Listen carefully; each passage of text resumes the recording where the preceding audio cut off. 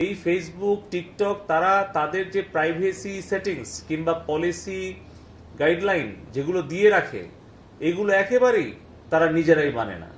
আপনারা খেয়াল করে দেখেন, তারা কিন্তু এক এক দেশের জন্য এক এক ধরনের আচরণ করে। মিয়ানমারে যখন রোহিঙ্গা মুসলমানদেরকে নির্মমভাবে হত্যা করে পাঠিয়ে দিল, সেটা কি জন্য ঘটলো? একটা মিথ্যা ধর্ষণের কাহিনীটাকে কেন্দ্র করে সেখানে একটা গণহত্যা চালালো মিয়ানমারে। তার প্রেক্ষিতে কিন্তু আজকে প্রায় 12-14 লক্ষ শরণার্থী আমাদের বাংলাদেশে আমাদেরকে আশ্রয় দিতে হয়েছে বছরের পর বছর। আপনারা দেখেছেন যে কিভাবে এই যে ইউক্রেন রাশিয়ার যুদ্ধকে কেন্দ্র করে বিভিন্ন ধরনের অপপ্রচার হচ্ছে, সেই বিষয়ে তাদের এক ধরনের অবস্থান।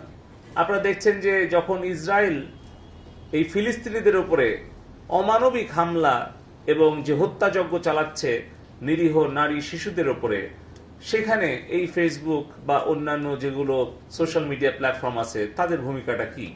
তার মানে তারা কিন্তু বিভিন্ন দেশে বিভিন্ন ধরনের ভূমিকা নেয়।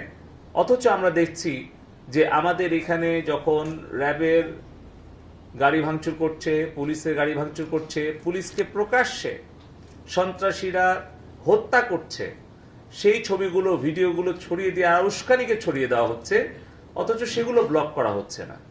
যেই গ্রুপগুলো থেকে দেশের বিরুদ্ধে এই ষড়যন্ত্রমূলক তথ্য উপাত্ত ভিডিও, এই ধরনের হত্যাকাণ্ডের ভিডিও, এই ধরনের ভয়ানক যেগুলো একটা শিশু বা কোনো একজন অসুস্থ রোগী দেখলে তারা কিন্তু ক্ষতিগ্রস্ত হতে পারে মানসিকভাবে, শারীরিকভাবে, সেই কন্টেন্টগুলোকেও আমরা বিটিআরসি থেকে বারবার বলা পরেও ব্লক করছে না, এগুলোকে ছড়িয়ে দিচ্ছে। এমনকি সেই কন্টেন্ট বুস্ট করছে দেশের বাইরে থেকে, লন্ডন থেকে, আমেরিকা থেকে, কানাডা থেকে, অস্ট্রেলিয়া থেকে। তারা কোনো ভূমিকা রাখছে না।